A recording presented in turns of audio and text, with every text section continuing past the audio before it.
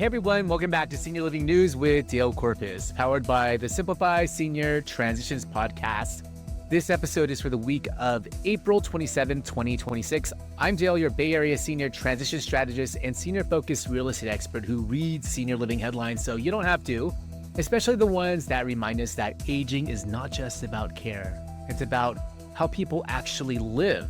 This week, we got a really meaningful mix of stories. Creators giving lonely seniors their daydream, a caregiver's story of strength and resilience, new data on how much seniors are losing to scams, how AI is being used to monitor and support older adults, free and low-cost classes helping seniors stay engaged, and a local Bay Area development that could reshape senior housing.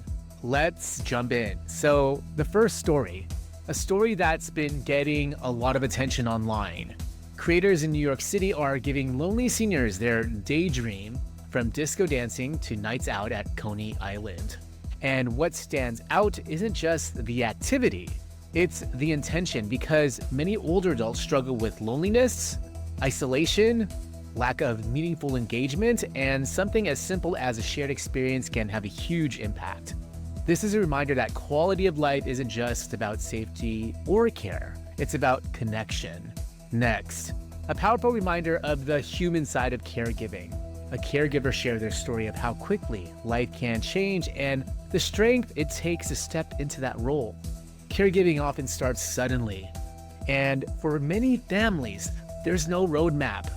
What follows is emotional stress, time commitment, financial pressure, but also purpose, connection, and resilience. This is something that's easy to overlook unless you've lived it. Next, more data around senior scams. A report shows that seniors in Nebraska are losing more money per scam than any other state.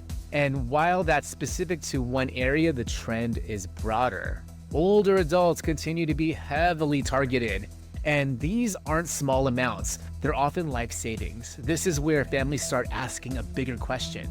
How do we actually protect everything we've worked for, especially when care needs to start to come into the picture? Because financial decisions and care decisions are often tied together more than people realize. And moving on, globally, we're seeing new approaches to supporting older adults. In South Korea, AI systems are being used to monitor seniors, especially those living alone or dealing with dementia. These systems can track behavior patterns, detect irregular activity, and alert caregivers or authorities. Some individuals even credit this technology with saving their lives. This raises an important question. How do we balance independence with oversight? Because technology is giving us new tools, but also new decisions to make. Quick bite. There are more free and low-cost classes available to seniors than ever before, from arts and music, to technology, to language learning. And these programs help with cognitive stimulation, social connection, and continued growth. Staying engaged is one of the biggest drivers of healthy aging. And for today's tip of the week, don't wait for a trigger event.